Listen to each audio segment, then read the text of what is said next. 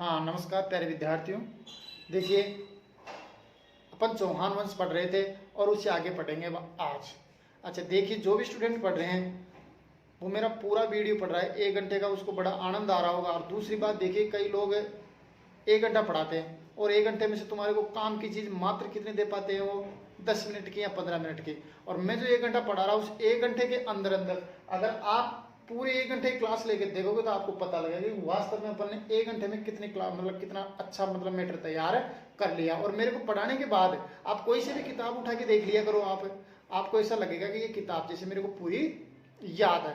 अच्छा, अब आज अपन जालोर के चौहान वंश पढ़ेंगे और पूरा पढ़ो शुरुआत से लेकर एंड तक, बड़ा आनंद आएगा, इस चीज की मैं गारंटी दे सकता हूँ। और 2-5 मिनट पढ़ेगा देखो, उसमें तो कोई फायदा नहीं है। ये है सिस्टम। चलो ठीक है, मैं चालू करता हूँ आज जालोर के चौहान वंश। देखिए भाई, तो ध्यान दो भाई, जालोर।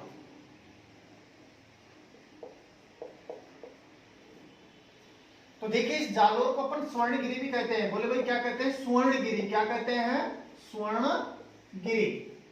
अच्छा, इसके अलावा देखिए, जालोर में सबसे ज्यादा ग्रेनाइट पाया जाता है, इसलिए इसको ग्रेनाइट सिटी भी कहा जाता है। क्या कहा जाता है भाई इसको? Granite city. अच्छा देखिए, स्वर्णगिरी। अच्छा, इस शो को अगर मैं स्वर्ण नगरी बोलूं या स्वर्णगिरी बोले तो आंसर फिर जालोर नहीं आएगा, फिर क्या आएगा? जैसलमेर। क्या आएगा? जैसलमेर। तो देखिए, जालोर को स्वर्णगिरी और ग्रेनाइट सिटी भी कहा जाता है। अच्छा ध्यान दीजिए भाई बोर्ड पे, देखिए, अरे जालोर, देखिए भाई, जालोर का प्राचीन नाम क्या था? जाबालीपुर। बोलो भाई क्या नाम था? जाबालीपुर। अच्छा देखिए भाई, जालोर का प्राचीन नाम जाबालीपुर था। और देखिए, इस जालोर में भी एक तरह से ध्यान दो भाई, कौन सा वंश चला?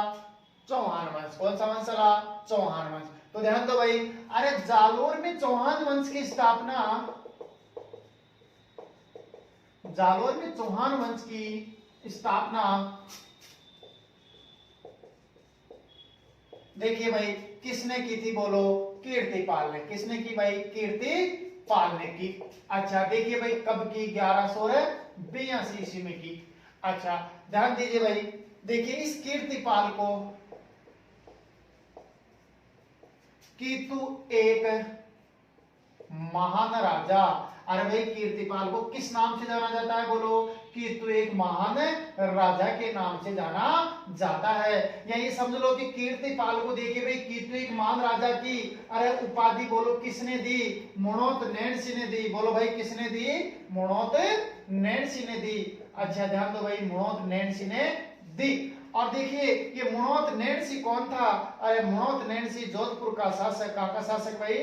जोधपुर का शासक है जसवंत सिंह। कौन भाई? जसवंत सिंह का क्या था? बोलो, दीवान था। अरे भाई बोलो भाई क्या था? दीवान था। अच्छा दूसरी बात देखिए, मुणोत नैणसी कौन भाई? अरे मुणोत नैणसी को राजस्थान का क्या कहते हैं भाई? अरे मुणोत नैणसी को राजस्थान का क्या कहते हैं? अबुल फजल। बोलो भाई क्या कहते हैं? अबुल फजल कहते हैं। यही समझो, मुणोत नैणसी को राजस्थान का अबुल फजल किसने कहा? तो आंसर दोगे आप लोग, मुंशी देवी प्रसाद ने। अरे भाई किसने कहा? मुंशी देवी प्रसाद ने कहा। किसको? मुणोत नैणसी को राजस्थान का अबुल फजल मुंशी देवी प्रसाद ने कहा। एक बार दोबारा समझो अच्छी तरह। देखिए भाई, जालोर को स्वर्णगिरी और क्या कहते हैं? Granite city. क्या कहते हैं? Granite city. अच्छा देखिए, जालोर का प्राचीन नाम क्या था?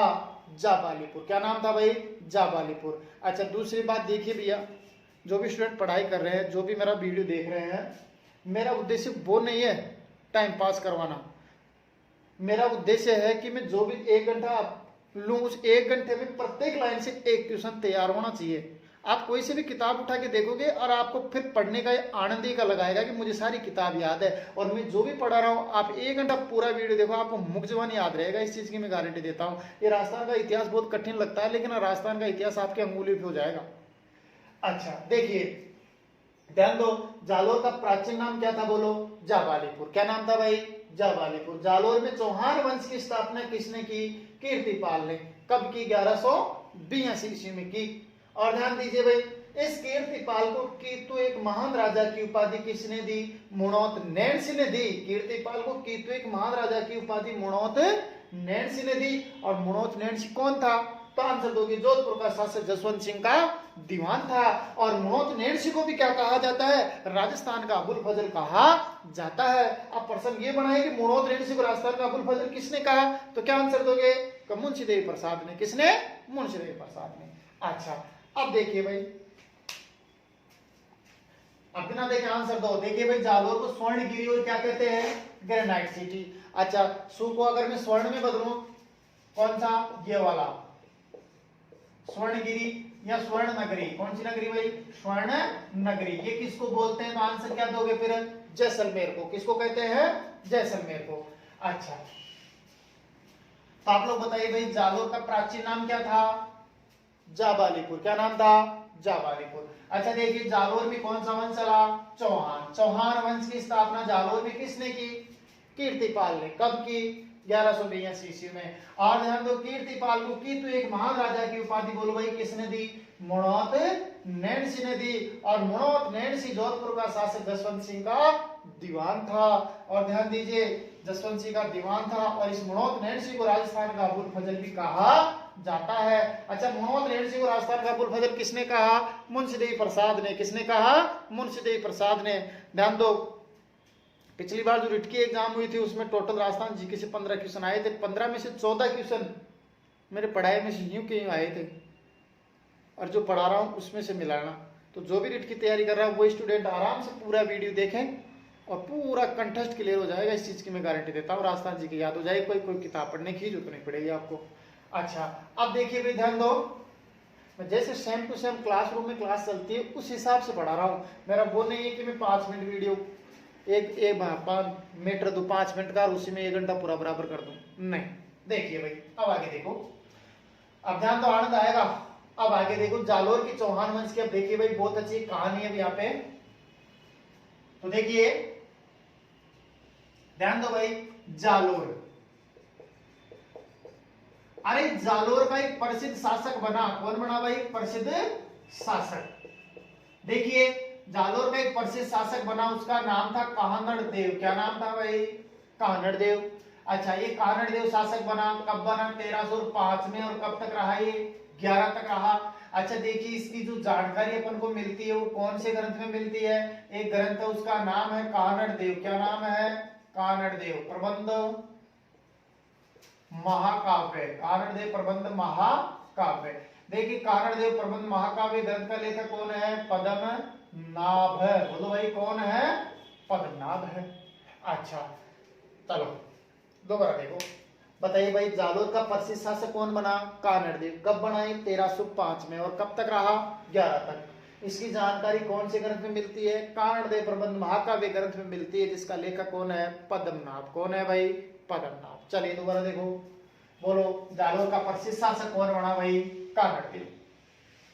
कानड़ देव प्रबंध महाकाव्य ग्रंथ का जो लेखक है वो कौन है? पद्मनाभ। कौन है? पद्मनाभ। अब देखिए, ध्यान दो, अरे जालोर का, देखिए भाई, कहां का? जालोर का शासक है, देखिए भाई कौन है बताइए? अरे कानड़ देव। कौन है? कानड़ देव। और देखिए, इस कानड़ देव के समय में, अरे इधर दिल्ली में खिलजी वंश का शासक कौन था? बोलो भाई, अलाउद्दीन खिलजी। बोलो भाई, कौन था? अलाउद्दीन खिलजी। कहां का शासक था ये? दिल्ली का शासक था भाई। कहां का शासक था? दिल्ली का। तो ध्यान दो, इस अलाउद्दीन खिलजी की सेना, अरे एक बार गुजरात को लूट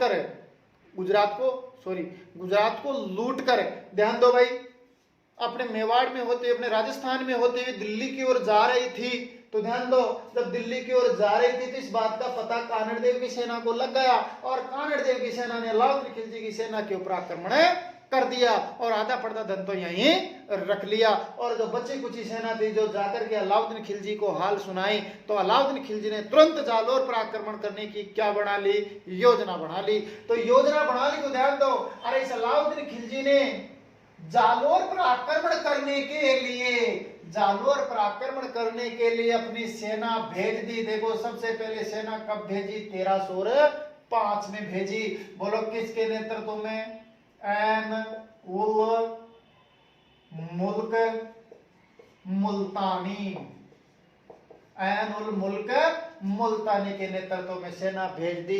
और ध्यान दो भाई, इस ऐन उल मुल्क मुल्तानी ने युद्ध तो किया नहीं, दोनों के बीच क्या करवा दी, बोलो भाई, संधि करवा दी। अब संधि करवा दी तो दुश्मनी दूर हो गई, और दुश्मनी दूर हो गई तो देखो भाई क्या होता है, इस कानड़ देव ने अपने पुत्र, कानड़ देव ने अपने पुत्र, इसके पुत्र का नाम था विरमदेव। क्या नाम था भाई, विरमदेव था। तो कानड़ देव ने अपने पुत्र विरमदेव को अलाउद्दीन खिलजी के दरबार में दिल्ली भेज दिया।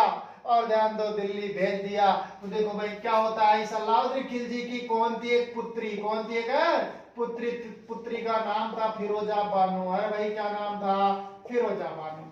तो ध्यान दो, ये फिरोजा बानो किससे प्रेम करने लग गई भाई, विरमदेव से प्रेम करने लग गई। अब विरमदेव से प्रेम करने लग गई तो इस बात का पता किसको लग गया, अलाउद्दीन खिलजी को लग गया। तो ध्यान दो, पता लगते अलाउद्दीन खिलजी पहले तो अपनी पुत्री को समझाया भाई तू मान जा, लेकिन फिरोजा बानो नहीं मानी। तो ध्यान दो, अलाउद्दीन खिलजी ने विरमदेव से कहा कि भाई तुम इससे क्या कर लो, विवाह कर लो। तो ध्यान दो, विरमदेव ने फिरोजा बानो से विवाह करने के लिए मना कर दिया कि हम राजपूत हैं, हम मुस्लिमों से विवाह नहीं करेंगे। तो ध्यान दो, अलाउद्दीन खिलजी की प्रतिष्ठा का सवाल था, तो अलाउद्दीन खिलजी ने विरमदेव को मारने का प्लान बनाया। तो विरमदेव ध्यान दो सीधा दिल्ली से बकर कहाँ गया भाई, जालोर आ गया। कहा गया, जालोर आ गया। अब जालोर आ गया तो अलाउद्दीन खिलजी बैठे रहने वाला थोड़ी था। अरे ध्यान दो, अलाउद्दीन खिलजी ने जालोर पर आक्रमण करने के लिए दोबारा सेना भेज दी भाई। अब दोबारा सेना कब भेजी, बोलो 1308 में भेजी। अच्छा, 1308 में किसके नेतृत्व में भेजी, कमालुद्दीन गुरक। बोलो किसके नेतृत्व में भेजी भाई, कमालुद्दीन गुरुक के नेतृत्व में भेजी। ध्यान दो, कमालुद्दीन गुरुक को कमाल खां भी बोलते हैं। अब देखो भाई, कमालुद्दीन गुरुक के नेतृत्व में अपनी सेना भेज दी। कमालुद्दीन गुरुक अपनी सेना लेकर कहाँ गया, अच्छा जालोर आ गया। अब ध्यान दो भाई, जालोर का शासक कौन था, कानड़ देव था। कौन था, कानड़ देव।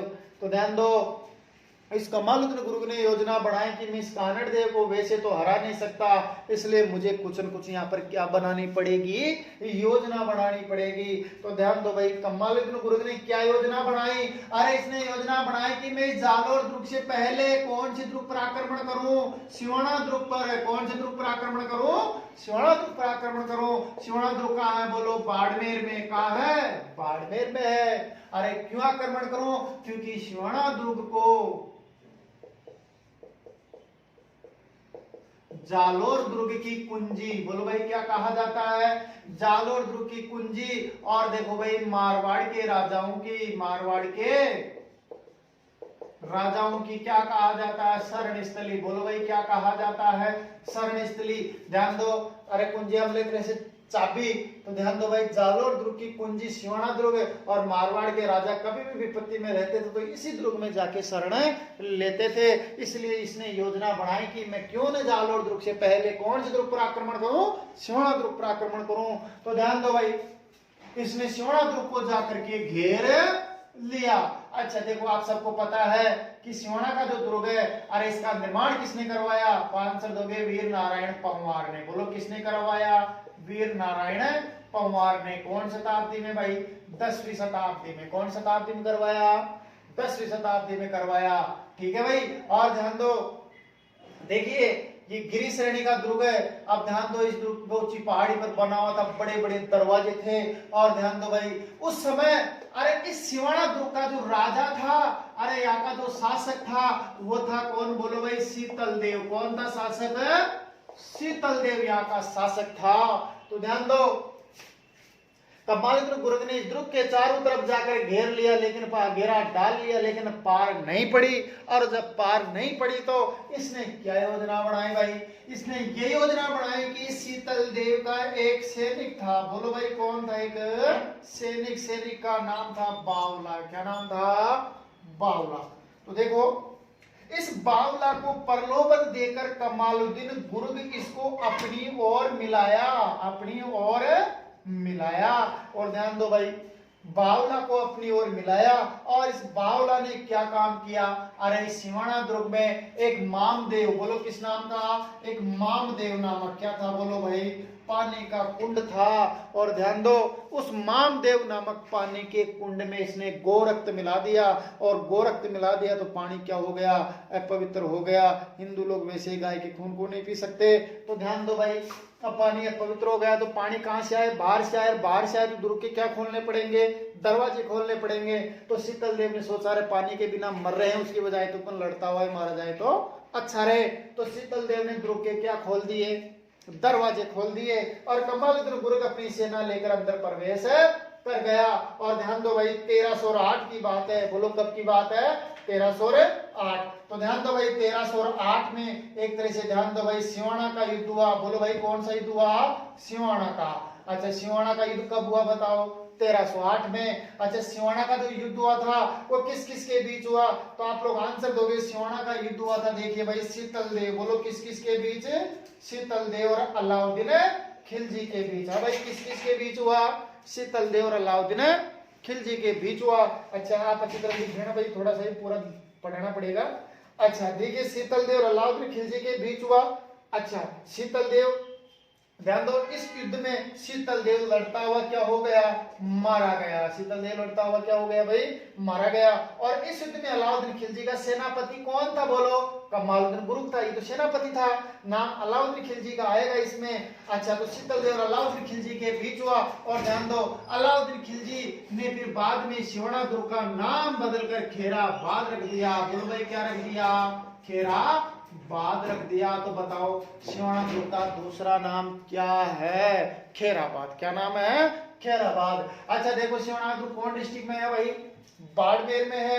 अब देखो इस दुर्ग को जीत लिया और जीतने के बाद देखिए भाई ध्यान दो अलाउद्दीन खिलजी ने ये सिवाना का जो दुर्ग है वो कमालुद्दीन गुर्ग के सुपुर्द कर दिया था, बावला के सुपुर्द नहीं किया था। अब देखिए इस दुर्ग को जीतने के बाद मेन कौन सा दुर्ग जीतना था, जालोर।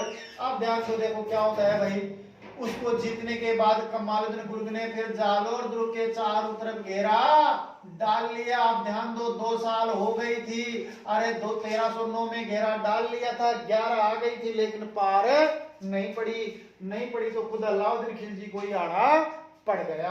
अब आना पड़ गया तो खुद अलाउद्दीन खिलजी आ गया और अलाउद्दीन खिलजी ने भी यहाँ पर वही योजना बनाई।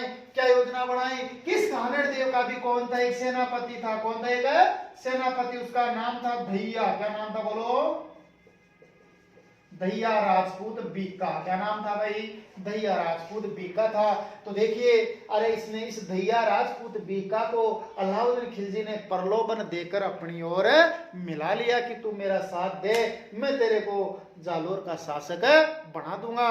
तो दहिया राजपूत बीका अलाउद्दीन खिलजी की ओर हो गया और इस दहिया राजपूत बीका ने दुर्ग में प्रवेश करने का एक गुप्त रास्ता बता दिया। बोलो भाई क्या बता दिया, एक गुप्त रास्ता बता दिया।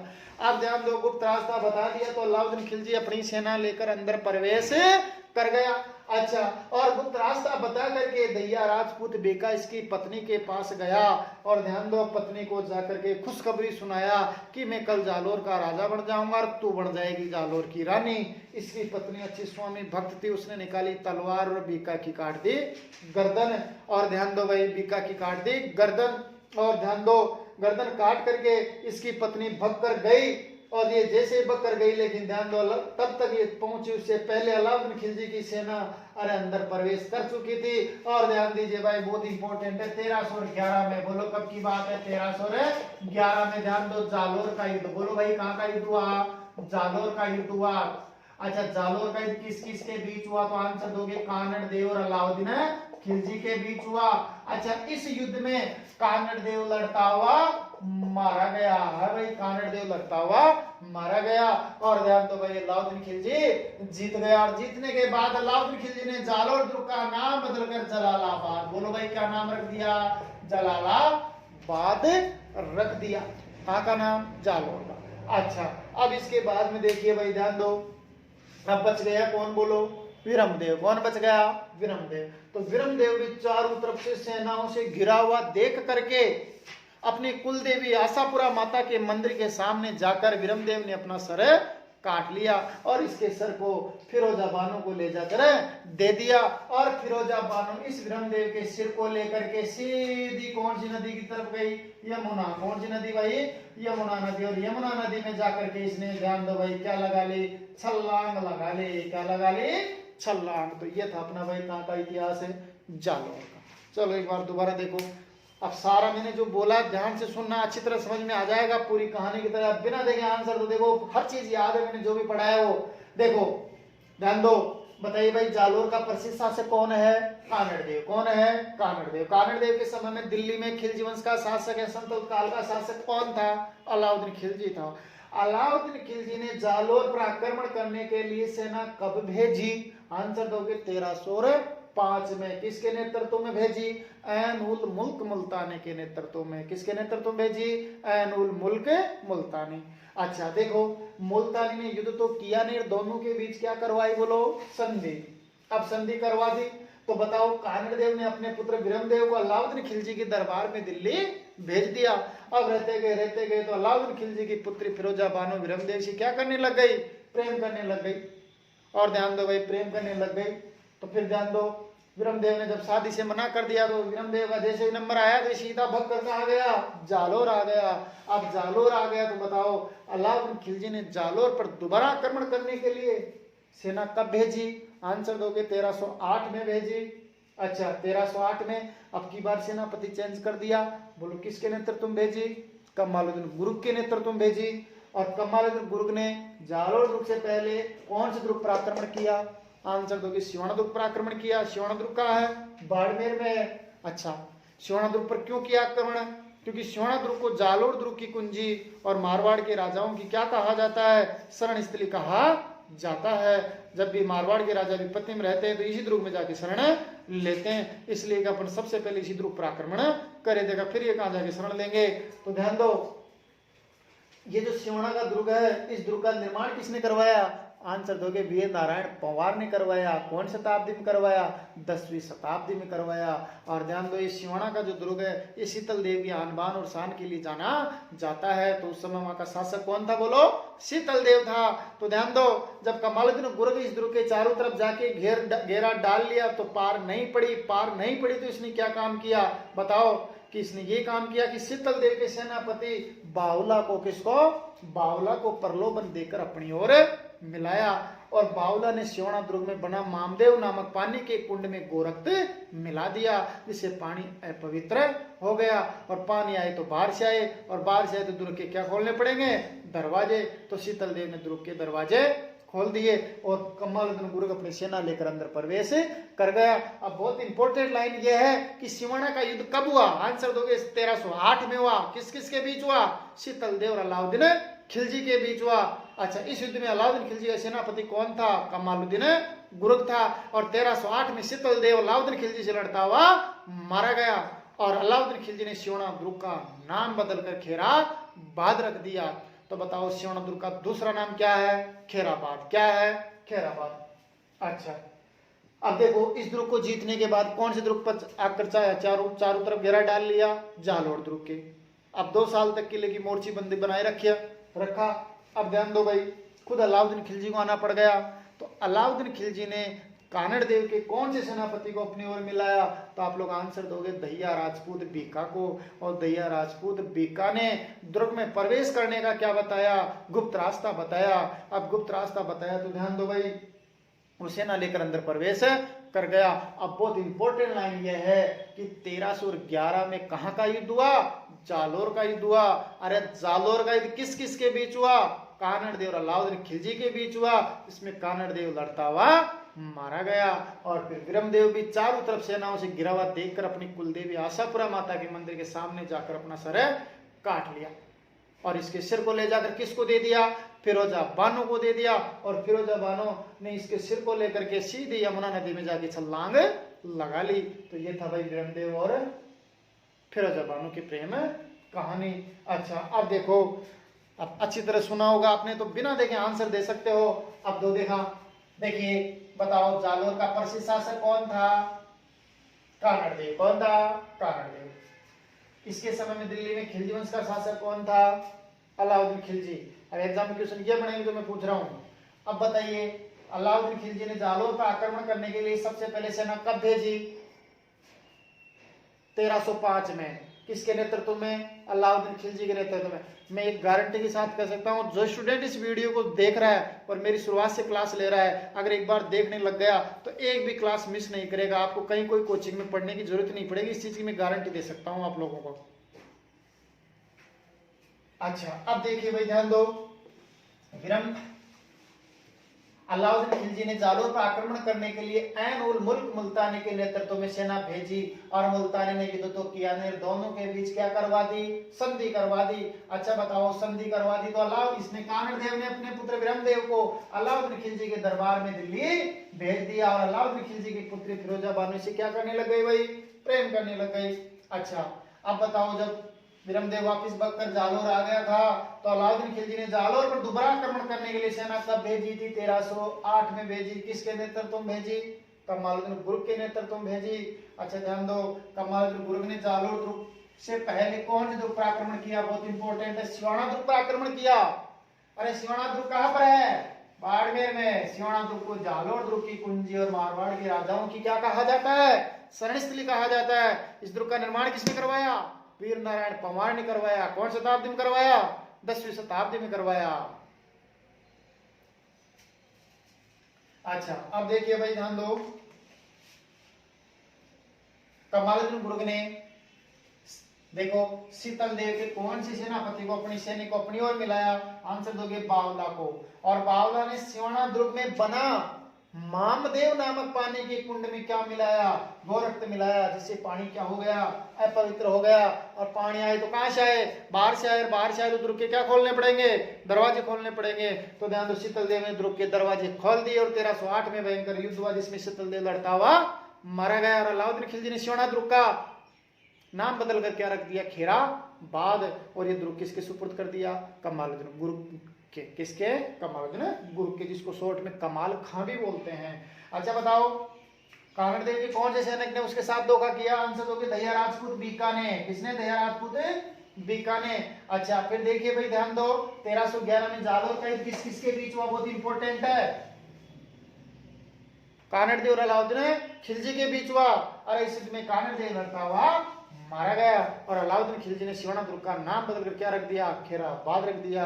और देखो भाई, ये फिरोजा बानो विरमदेव के सिर को ले जाकर कौन नदी में छलांग लगाई? यमुना में।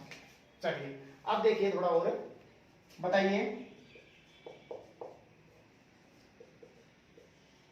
जालोर दुर्ग के अंदर क्या क्या है?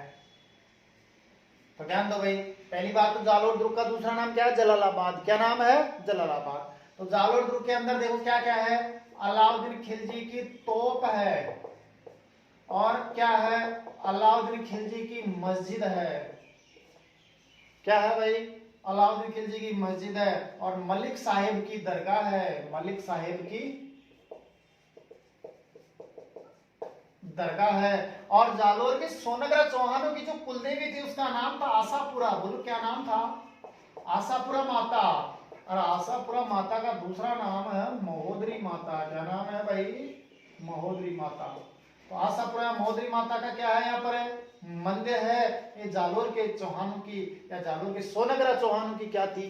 कुलदेवी थी। चलो, तो बताइए भाई, जालोर दुर्ग के अंदर अलाउद्दीन खिलजी की क्या है? बोलो तो अलाउद्दीन खिलजी की क्या है? मस्जिद। मलिक साहिब की क्या है? दरगाह। आशापुरा महोदरी माता का क्या है? मंदिर। सब चीजें कहां पर है? जालोर। ठीक है भाई। अच्छा, अब देखिए अपन चालू करेंगे मेवाड़ का इतिहास। कहां का इतिहास चालू करेंगे? मेवाड़ का। अब मेवाड़ का इतिहास थोड़ा बड़ा इतिहास है, लेकिन मैं पूरा इतिहास आपको याद करा दूंगा, इस चीज की मैं गारंटी दे रहा हूँ। और जो भी स्टूडेंट रेगुलर क्लास लेगा उसको पूरी राजस्थान जी की यहाँ याद है हो जाएगी। अरे जो गुरु की भी क्लास चल रही है, राजस्थान की इतिहास चल रही है, इतिहास खत्म होते ही क्लास संस्कृति की चालू हो जाएगी। अब मेवाड़ का इतिहास देखना आपको कैसे मूल्य भी याद हो जाएगा, इस चीज की मैं गारंटी दे सकता हूँ। लेकिन याद उसी को होगा जो रेगुलर क्लास है लेगा। ये है बात। अच्छा, अब देखिए भाई, ध्यान दो, और बहुत आनंद आएगा, मैं इस चीज की गारंटी दे सकता हूँ। मेवाड़ का इतिहास अब देखिए भाई, ध्यान दो।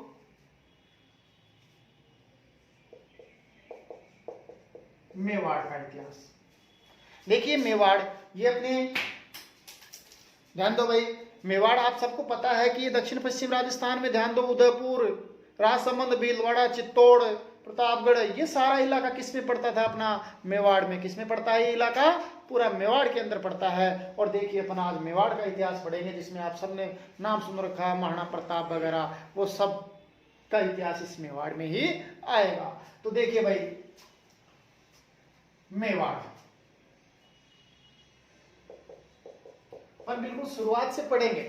देखिए भाई मेवाड़ के प्राचीन नाम, तो ध्यान दो भाई, मेवाड़ के प्राचीन नाम है भाई सीवी, प्रागवाट और मेदपाट। सीवी, प्रागवाट और मेदपाट। अच्छा देखिए भाई एक और कह सकते हो मध्यमिका। तो ध्यान दो, सीवी, प्रागवाट, मेदपाट, मध्यमिका, ये सब मेवाड़ के ही प्राचीन नाम है। अब ध्यान दो, आप सबको पता है कि इस मेवाड़ में सबसे पहले कौन सा वंश चला? गुइल वंश। कौन सा वंश चला? गुइल वंश चला। तो ध्यान दो भाई, अरे इस मेवाड़ में अरे गुइल वंश, कौन सा वंश है? गुइल वंश की स्थापना बोलो भाई किसने की? अरे गुइल वंश की स्थापना किसने की? गुइलादित्य ने। किसने की भाई? गुइलादित्य ने की। अच्छा ध्यान दो, कब की? 566 ईस्वी में की। बोलो भाई कब की? 566 ईस्वी में गुइल वंश की स्थापना गुइलादित्य ने की। अब देखिए इसने तो वंश की स्थापना कर दी। अब उस समय ध्यान दो भाई, चित्तौड़ पर मौर्य वंश का शासन था उस समय मेवाड़ में। तो ध्यान दो, थोड़ा सा देखिए भाई, यहाँ पर देखो आप लोग, मौर्य वंश का शासन था। और आपने चित्तौड़ दुर्ग का नाम भी सुना होगा। अच्छा चलो देखना बता दो आप लोग, चित्तौड़ का जो दुर्ग है, वैसे आप सबको पता है कि चित्तौड़ दुर्ग का वैसे निर्माण किसने करवाया? तो आप लोगों को पता है कि चित्रांगद मौर्य। बोलो भाई किसने करवाया? चित्रांगद मौर्य ने करवाया। अब ध्यान दो, उसमें चित्रांग भी आ सकता है, आपको चित्रांगद मौर्य करना है। अच्छा और ध्यान दीजिए भाई, चित्तौड़ का जो दुर्ग है आप सबको पता है कौन सी पहाड़ी पर है? चित्रकूट पहाड़ी और मेसा के पठार पर, मेसा के पठार पर बना हुआ है। अब ध्यान दो भाई, देखो चित्तौड़ दुर्ग चित्रांगद मौर्य ने बनवाया। किसने बनवाया? चित्रांगद मौर्य ने बनवाया। अब ध्यान दीजिए, इस चित्रांगद मौर्य का उत्तराधिकारी, अरे बोलो भाई क्या चीज है? इसका उत्तराधिकारी कौन था? मान मौर्य। बोलो भाई कौन था? मान मौर्य था। और ध्यान दो, इस गुइल वंश का एक व्यक्ति था।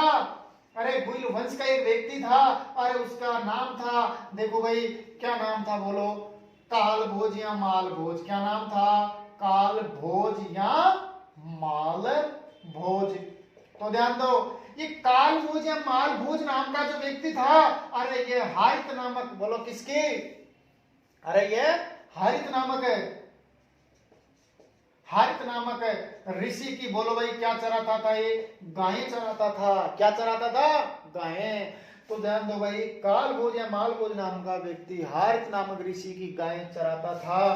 तो हारित नामक ऋषि इससे प्रसन्न हो गया, और प्रसन्न होकर के ध्यान दो भाई, इन्होंने भगवान महादेव से प्रार्थना की, और भगवान महादेव ने इनको फिर मोहरे उपलब्ध करवाई। और ध्यान दो, इस हारित नामक ऋषि ने इस काल भोज या माल भोज का नाम बदल कर रख दिया बप्पा रावल। क्या नाम रख दिया? बोलो, बप्पा रावल। तो बप्पा रावल का वास्तविक नाम क्या था? काल भोज या माल भोज था।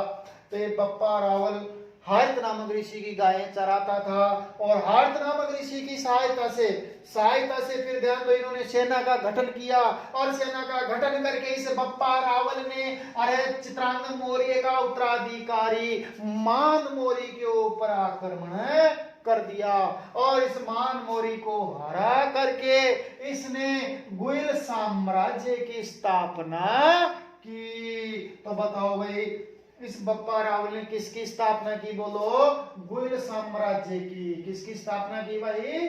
गुइल साम्राज्य की स्थापना की। अच्छा बताओ, गुइल साम्राज्य की स्थापना कब की? 734 ईस्वी में। बोलो कब की?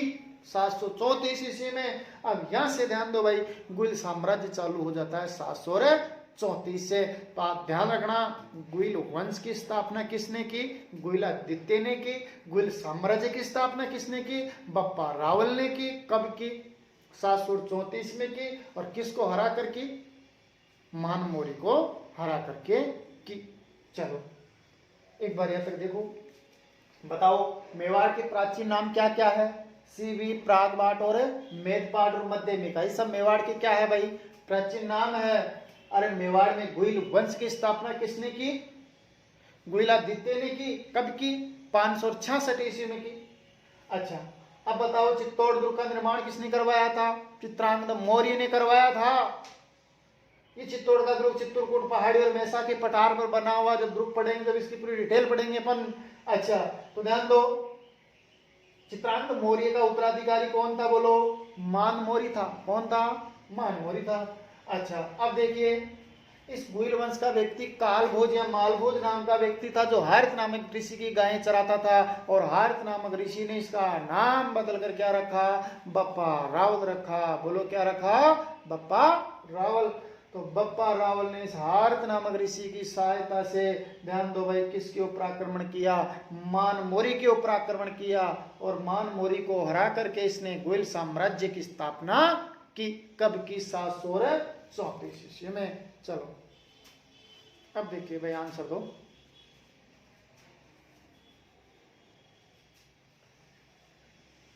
बताइए भाई, मेवाड़ के प्राचीन नाम क्या क्या है? बोलो। सीवी, प्रागवाट, मेदपाट और मध्यमिका। मेवाड़ में गुइल वंश की स्थापना किसने की? गुइलादित्य ने। कब की? 566 ईस्वी में। चित्तौड़ दुर्ग का निर्माण किसने करवाया था? चित्रांगद मौर्य ने। चित्तौड़ का दुर्ग कौन सी पहाड़ी पर है? चित्रकूट पहाड़ी पर। कौन से पठार पर है? मैसा के पठार पर। अच्छा बताइए, चित्रांगद मौर्य का उत्तराधिकारी कौन था? मानमोरी। बप्पा रावल का वास्तविक नाम क्या था? कालभोज या मालभोज। किसकी गायें चराता था? हारित नामक ऋषि की। बप्पा रावल ने किसके ऊपर आक्रमण किया? मानमोरी के ऊपर आक्रमण किया। और इसको हरा करके इसने गुइल साम्राज्य की क्या की? स्थापना की। कब के? 734 ईस्वी में। अच्छा देखिए, बप्पा रावल ने अपनी राजधानी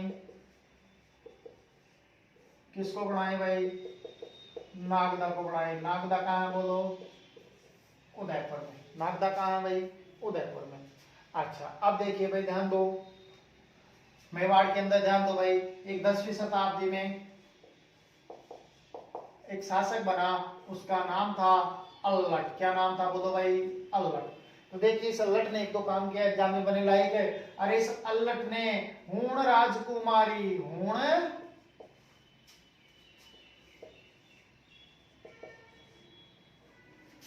राजकुमारी हरिया देवी से विवाह किया। भाई इसने हूण राजकुमारी हरिया देवी से क्या किया? विवाह किया अल्लट ने। अच्छा दूसरी बात देखिए भाई, ध्यान दो, इस अल्लट ने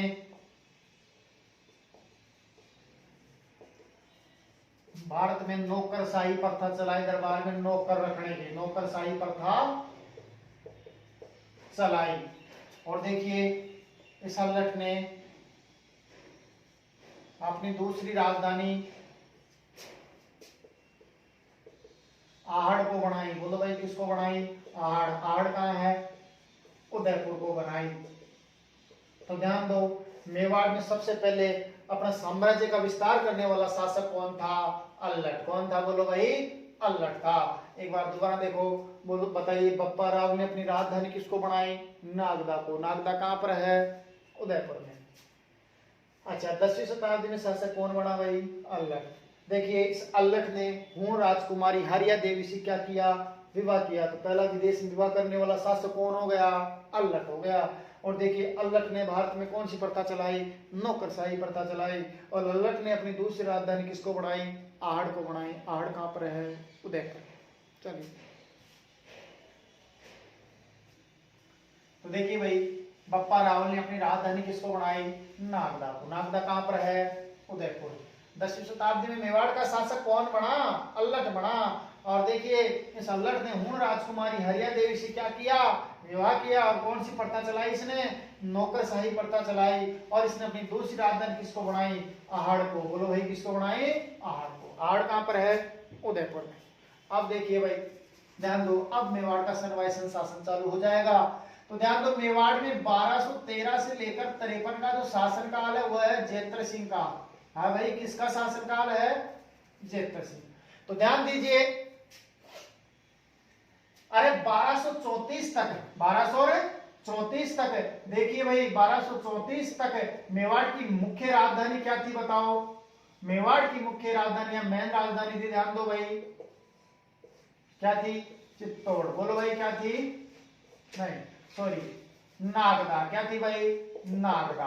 अच्छा, नागदा कहां? बोलो उदयपुर। नागदा कहां पर है भाई? उदयपुर। तो देखिए मेवाड़ की मेन राजधानी क्या थी? बोलो नागदा थी। लेकिन देखो ध्यान दीजिए आप सब, इल्तुतमिश, कौन भाई? इल्तुतमिश ने इस नागदा के ऊपर, अरे नागदा के ऊपर इल्तुतमिश ने, ध्यान दो भाई, बार बार क्या किया? आक्रमण किया। और बार बार आक्रमण किया तो इससे परेशान कौन हो गया? जेत्र सिंह। और जेत्र सिंह ने इस इल्तुतमिश से परेशान होकर के इसने अपनी राजधानी नागदा से क्या बनाई बताओ भाई? चित्तौड़। क्या बनाई भाई? चित्तौड़ राजधानी बनाई।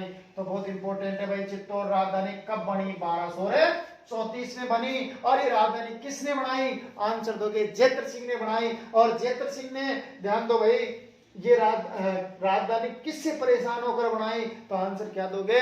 इल्तुतमिश ने परेशान होकर बनाई। और नागदा पर बार बार आक्रमण किसने किया? इल्तुतमिश ने किया। ध्यान दो, इस नागदा को इल्तुतमिश ने बुरी तरह लूट लिया था। इनके बीच में एक युद्ध भी हुआ था, उस युद्ध का नाम था बुतुल्ला का। क्या नाम था? बुतुल्ला का युद्ध। अच्छा, अब देखिए भाई ध्यान दो, एक बार दोबारा देखो, बोलो 1213 से 53 का शासनकाल किसका है भाई?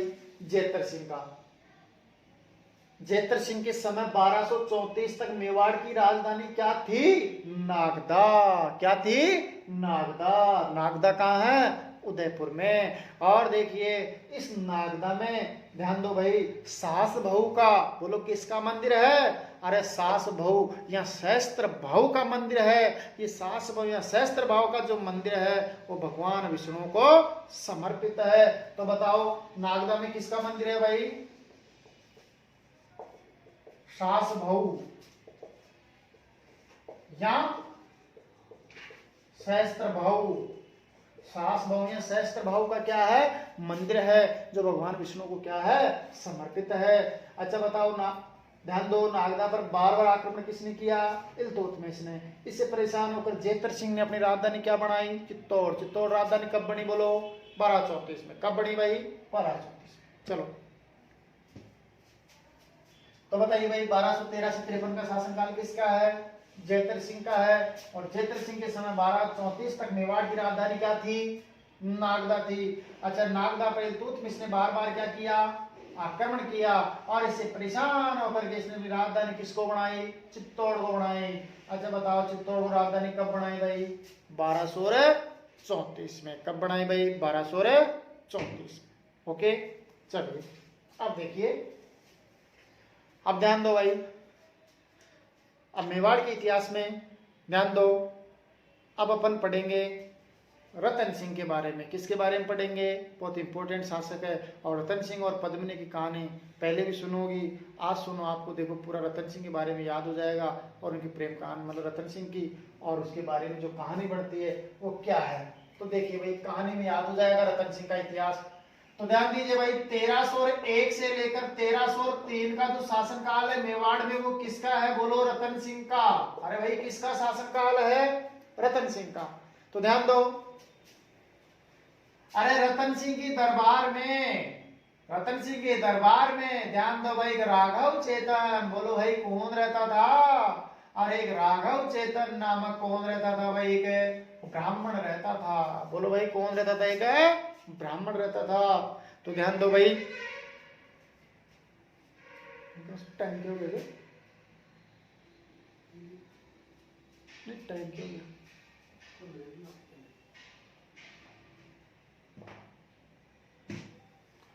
पढ़ा देते इसको। चलो देखिए भाई, तो ध्यान दो, रतन सिंह के दरबार में एक राघव चेतन नामक ब्राह्मण रहता था। तो इस राघव चेतन ब्राह्मण ने अरे एक बार यात्रा करने की, बोलो भाई क्या करने की, यात्रा करने की क्या बनाई, योजना बनाई। बोलो भाई क्या बनाई, योजना। तो ध्यान दो, ये राघव चेतन ब्राह्मण ने यात्रा करने की योजना बनाई। तो राघव चेतन यात्रा करने के लिए पहुंच गया भाई, कहां जा पहुंचा, सिंगल द्वीप। बोलो भाई कहां जा पहुंचा, सिंगल द्वीप। अरे सिंगल द्वीप कहां पड़ता है, श्रीलंका में। कहां पड़ता है, श्रीलंका में पड़ता है भाई। तो ध्यान दो, सिंगल द्वीप जा पहुंचा तो वहां पर एक तरह से भाई रात हो गई। रात हो गई तो इसने दिमाग लगाया कि वो कहां पर ठहरे। तो ध्यान दो, इसने पता लगाया कि क्यों ना अपन सिंगल द्वीप के राजा के घर पर चलते हैं। तो ध्यान दो, उस समय सिंगल द्वीप का जो राजा था, अरे राजा कौन था, गंधर्व सेन। बोलो भाई कौन था, गंधर्व सेन। अब गंधर्व सेन के घर पर चले गया कौन, राघव चेतन। तो ध्यान दो, जब गंधर्व सेन के घर पर गया और रात को जब भोजन का टाइम हुआ, तो ध्यान दो जब भोजन का टाइम हुआ तो गंधर्व सेन की पुत्री, अरे पुत्री का नाम था पद्मिनी। क्या नाम था भाई, पद्मिनी। तो ध्यान दो, ये पद्मिनी भोजन लेकर किसके पास जाती है, बताओ भाई। अरे भोजन लेकर जाती राघव चेतन के पास। किसके पास है, राघव चेतन के पास है। और राघव चेतन की नजरें किसके ऊपर पड़ती है, पद्मिनी के ऊपर पड़ती है। जैसे पद्मिनी को देखा इसका दिमाग खराब हो गया कि मैंने इतनी यात्राएं कर रही लेकिन मैंने इतनी सुंदर लड़की कहीं पर नहीं देखी। तो ध्यान दो भाई, राघव चेतन का दिमाग खराब हो गया और राघव चेतन ने यात्रा बंद कर दी। रही है तो वापिस लौट कर चित्तौड़ आ गया। अरे चित्तौड़ किसके पास आ गया, रतन सिंह के पास आ गया। और रतन सिंह को आकर के हाल सुनाया। हाथ सुनाया तो रतन सिंह का भी दिमाग खराब हो गया। और दिमाग खराब होते ही रतन सिंह ने, ध्यान दो भाई, तुरंत, अरे रतन सिंह ने तुरंत, ध्यान दो भाई, जोगी का भेष बना लिया। किसका भेष बना लिया, बोलो, जोगी का भेष बना लिया। और पद्मिनी को देखने के लिए सीधा सिंगल द्वीप जा पहुंचा। और जाकर देखा और देखते इसका भी दिमाग खराब हो गया। और दिमाग खराब होते इसने तो सीधा गंधर्व सेन से कह दिया कि मैं कोई योगी जोगी नहीं हूं, मैं तो मेवाड़ का शासक रतन सिंह और तेरी पुत्री पद्मिनी से विवाह करना चाहता हूं। तो ध्यान दो भाई, गंधर्व सेन ने इसका नाम सुन रखा था, इतनी बड़ी मेवाड़ रियासत है, उस मेवाड़ रियासत के शासक के साथ मेरी पुत्री का विवाह करने में मुझे क्या प्रॉब्लम है। तो ध्यान दो, गंधर्व सेन ने अपनी पुत्री पद्मिनी का विवाह, बोलो, किसके साथ कर दिया, रतन सिंह के साथ। किसके साथ कर दिया भाई, रतन सिंह के साथ कर दिया। और रतन सिंह, ध्यान दो, पद्मिनी को लेकर के सीधा चित्तौड़ आ गया भाई। कहां गया, चित्तौड़ आ गया। अब चित्तौड़ आ गया था, कुछ दिन रहते गए। तो ध्यान दो भाई, राघव चेतन भी पद्मिनी को लाइन मारने लग गया। और इस बात का पता किसको लग गया, अरे रतन सिंह को लग गया। और जैसे ही पता लगा तो रतन सिंह और राघव चेतन के बीच क्या हो गया, झगड़ा हो गया। क्या हो गया, झगड़ा हो गया। अब झगड़ा हो गया तो आप सबको पता है ब्राह्मण के पास बहुत ज्यादा दिमाग होता है। तो ध्यान दो, अरे राघव चेतन, ध्यान दो भाई, रतन सिंह शासक था, राघव चेतन क्या कर सकता था, लेकिन ब्राह्मण के पास बहुत ज्यादा दिमाग होता है। तो ध्यान दो, राघव चेतन ब्राह्मण, अरे रतन सिंह से बदला लेने के लिए, अरे ध्यान दो भाई, चित्तौड़ छोड़कर सीधा कहा गया, बोलो, दिल्ली। कहा गया, दिल्ली आ गया। दिल्ली किसके पास आया, अलाउद्दीन खिलजी के पास आया। और अलाउद्दीन खिलजी को आकर के, ध्यान दो, बोला कि जय ठाकुर जी के, जय ठाकुर जी, क्या हाल चाल हो रहेगा, आनंद हो रहेगा। अरे अल्लाह, ध्यान दो भाई, राघव चेतन अलाउद्दीन खिलजी से कहता रहे, आनंद के तेरे खाक हो रहे हैं, आनंद तो चित्तौड़ का शासक रतन सिंह कर रहा है। उसकी पत्नी पद्मिनी को तो कैसे भी करके हड़प करके, कैसे भी करके सीधा दिल्ली लेकर आ जा।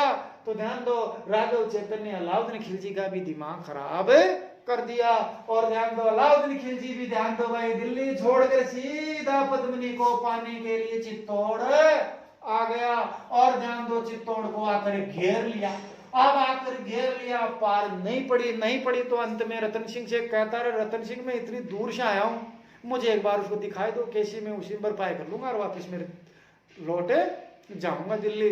तो रतन सिंह ने सोचा भाई देख ले, देखने में क्या हो गया। तो ध्यान दो भाई, रतन सिंह इसको दिखाने के लिए तैयार हो गया।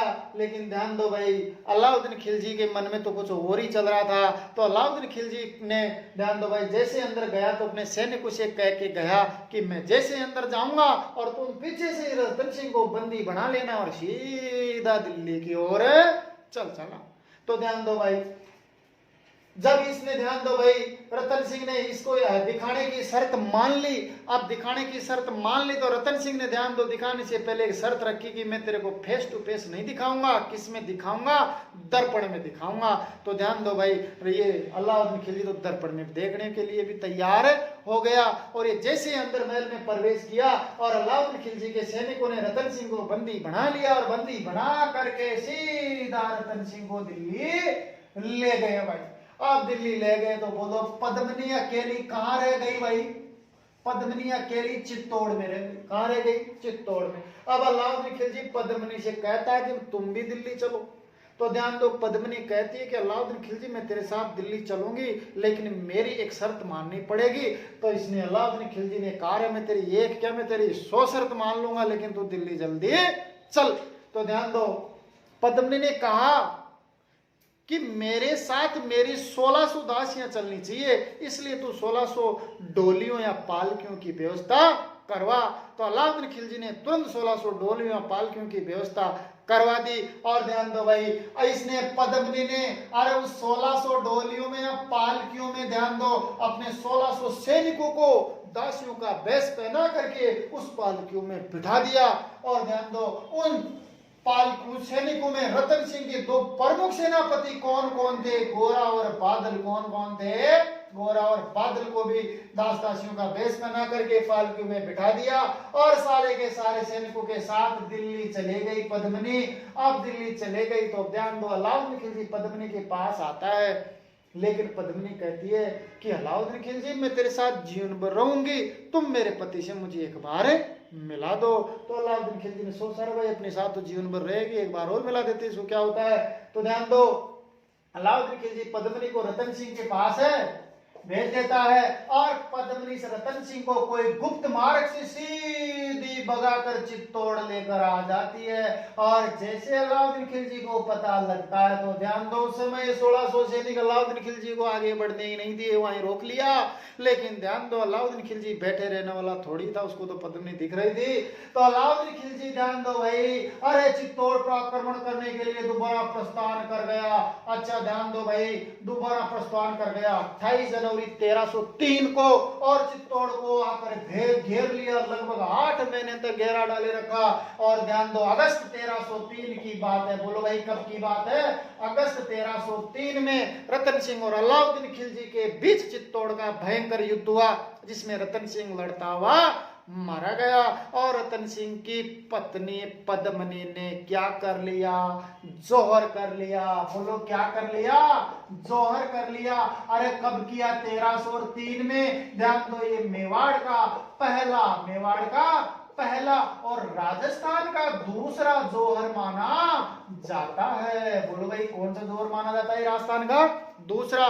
पहला मैंने आपको उस दिन बताया था कि पहला जो रणथंभौर में हुआ था हमीरदेव चौहान की पत्नी रंगदेवी ने किया था। अब देखिए भाई ध्यान दो कुछ स्टूडेंटों का कमेंट था कि भाई जोहर क्या होता है, तो मैं आपको बताता हूँ जोहर क्या होता है। ध्यान दो देखिए कोई भी राजा महाराजा जब युद्ध मैदान में जाते थे लड़ने के लिए तो अपने सिर के ऊपर केसरिया रंग की पट्टी बांधकर जाते थे और शत्रु से लड़ते हुए वीरगति को प्राप्त हो जाते थे तो वो केसरिया कहलाता था। क्या कहलाता था? केसरिया। और फिर ध्यान दो राजाओं ने किया वो केसरिया। फिर ध्यान दो उनकी जो पत्नियां रानियां जो भी होती थी वो समूह में अरे अपनी मान मर्यादा को बचाए रखने के लिए आग में या जल में कूद कर अपने आप को समाप्त कर लेती थी समूह में। वो जोहर कहलाता था। क्या कहलाता था? जोहर। तो ध्यान दो राजाओं ने किया वो केसरिया, रानी ने किया जो जोहर। और केसरिया और जोहर दोनों मिलकर क्या बढ़ता है? एक साका बढ़ता है। क्या बढ़ता है? एक साका। अब ध्यान दो केसरिया हो जाए और जोहर नहीं हो तो क्या कहलाएगा? अर्ध साका। क्या कहलाएगा? अर्ध साका। तो ध्यान दो देखा जैसे अपने राजस्थान का एक दुर्ग जैसलमेर का वो अर्ध साका या ढाई साका के लिए प्रसिद्ध आपको पता है क्योंकि वहां पर जो तीसरे नंबर का जो हुआ था 1550 की बात है। 1550 में वहां का शासक लूणकरण था जैसलमेर का और लूणकरण तो अमीर अली से लड़ता हुआ मारा गया। तो केसरिया तो हो गया। और ध्यान दो रानियां सारी की सारी इकट्ठी हो गई, राग जला ली और चारों तरफ सारी की सारी खड़ी हो गई और पकड़ पड़े कहे कि पहले तू कूद, पहले तू कूद, पहले तू कूद। ऐसा करते करते वो सारी की सारी नहीं कूदी तो वहां पर केसरिया तो हो गया लेकिन जोर नहीं हुआ तो आधा साका हो गया और 2 पहले पूरे हो गए थे। 2 और आधा कितना होता है? 2.5। तो राजस्थान कौन सा ध्रुव 2.5 साके के लिए प्रसिद्ध है? जैसलमेर का। अच्छा अब एक बार देखो, बिना देखे आंसर दो। बोलो 1301 से 1303 का शासनकाल किसका है? रतन सिंह का। अरे रतन सिंह के दरबार में कौन रहता था? राघव चेतन ब्राह्मण। राघव चेतन ब्राह्मण यात्रा करने के लिए कहाँ गया? सिंगलदेव। सिंगलदेव के राजा का क्या नाम था? गंधर्व सेन। गंधर्व सेन की पत्नी पुत्री का क्या नाम था? पद्मिनी। पद्मिनी से विवाह किसने किया? रतन सिंह ने। अच्छा बताओ, अलाउद्दीन खिलजी के पास पद्मिनी की सुंदरता का वर्णन किसने किया? राघव चेतन ने। और राघव चेतन द्वारा पद्मिनी की सुंदरता का वर्णन करने पर ये चित्तौड़ आ गए। और पद्मिनी को किसमें देखा? दर्पण में देखा। किसमें देखा? दर्पण में। अच्छा बताओ, पद्मिनी के साथ कितने सैनिक दिल्ली गए थे? 1600। उनमें रतन सिंह के दो प्रमुख सेनापति कौन कौन थे? गोरा और बादल थे, जो पद्मिनी के क्रम से चाचा और भतीजा लगते थे।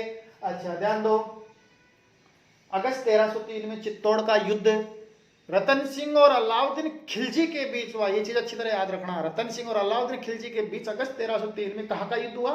चित्तौड़ का युद्ध हुआ, जिसमें रतन सिंह लड़ता हुआ मारा गया और अलाउद्दीन खिलजी रतन सिंह लड़ता हुआ मारा गया। और रतन सिंह की पत्नी पद्मिनी ने जोर कर लिया। किसने जोर किया? पद्मिनी ने। याद रखना पद्मिनी। पद्मावती भी ऑप्शन में आता है, पद्मावती नहीं करना है आपको, क्या करना है? पद्मिनी। अच्छा 1303 में ये मेवाड़ का पहला और राजस्थान का दूसरा जौहर या साका माना जाता है। ठीक है, इसके बारे में थोड़ी और आगे की युद्ध का वर्णन कौन सी बुक में मिलता है, ठीक है, क्या कमेंट करके बताना कि 1303 में जो चित्तौड़ का युद्ध हुआ उस युद्ध का आंखों देखा वर्णन या सजीव वर्णन किसने किया और कौन सी पुस्तक में किया। ठीक है, ये कमेंट बॉक्स में लिखकर बताना आप, वो मैं आपको कल बताऊंगा। Thank you.